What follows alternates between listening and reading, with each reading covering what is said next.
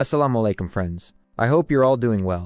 This is the third part of the Abdullah story, written by Hashim Nadim. If you haven't watched the first two parts yet, please watch them first. The links are available in the video description.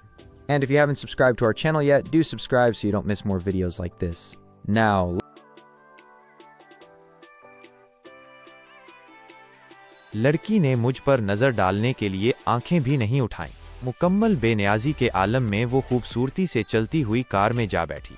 Driver ने तेजी से दरवाजा बंद किया और car झटके से तेजी से चल पड़ी। ऐन उसी लम्हे मुझे भी एक झटका लगा, जैसे मैं अचानक किसी गहरी सोच से बाहर आ गया हूँ। लेकिन तब तक कार काफी दूर जा चुकी थी। मैं खुद पर सख्त बरहम था। ये कैसी दीवानगी थी। कम से कम मुझे कार की नंबर प्लेट तो नोट कर लेनी चाहिए थी। इस लम्हे मैं इस अजीब बेचैनी का नाम नहीं दे सकता था जो मुझे महसूस हो रही थी, कुछ ऐसा खो देने की बेचैनी जो मेरे पास कभी था ही नहीं। मैंने अपना सर जोर से हिलाया, गोया इन नाकाबिले यकीन हद तक उदास साकिन झील जैसी आंखों के सहर से आज़ाद होने की कोशिश कर रहा था, एक बेकार कोशिश। अचानक मेरी निगाह पहाड़ी की चोटी पर पड़ी और मेरे कदम गोया खुद बखुद पत्थर की सीढ़ियों की तरफ बढ़ने लगे जो मज़ार की तरफ जाती थीं। शायद मेरे दिल की गहराई में कहीं मैं जानना चाहता था कि उस सादा सफ़ेद पत्थर से बनी इमारत में ऐसा किया था जिसने उसके नाजुक कदमों को इतनी दूर खींच लाया था। दूर से मज़ार इतनी ऊंचाई पर नहीं लग रहा था, लेकिन जब मैं आखिरी सीढ़ी चढ़ा और सहन में दाखिल हुआ तो पसीने में शराबूर था और हाँप रहा था। वहाँ काफ़ी ज़ायरीन मौजूद थे, हर कोई अपनी अपनी तरह से नेकियां हासिल करने में मसरूफ़ था।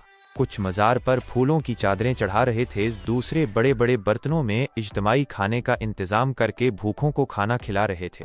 एक तरफ एक हाजी ज़ाफ़रान और गुलाब के शरबत से बनी मीठी दूध तकसीम कर रहा था, कहीं और लोगों का एक गिरोह मोर के पंखों से अंदरूनी सहन को साफ कर रहा था। एक मुख्तसर लम्हे के लिए मुझे ऐसा महसूस हुआ जैसे किसी के गुनाह जितने ज़्यादा होंगे वो इतनी ही सख्ती से तौबा करने की कोशिश कर रहा होगा। लेकिन क्या ये सब वाकई ख्वाहिशात की तकमील का बायस बन सकता था? क्या गुनाह वाकई इस तरह धुल सकते थे? मैं वहीं खड़ा उन्हीं सोचों में गुम था जब मेरे पीछे से एक पुरसकून गहरी आवाज़ आई, क्या मैं आपकी कोई मदद कर सकता हूँ? मैं चौंक कर पलटा। मेरी ही उम्र का एक नौजवान वहाँ खड़ा था, एक हाथ में तस्बीह पकड़े हुए और चेहरे पर नरम मुस्कुराहट थी। उसने सादा सफ़ेद शलवार कमीज पहन रखी थी। उसका चेहरा एक घनी अच्छी तरह से तराशी हुई काली दाढ़ी में घिरा हुआ था, एक ऐसी शक्ल जो उस पर खूब जचती थी। उसकी आंखों में एक खास चमक थी और उसके लहजे में एक अजीब मिठास थी।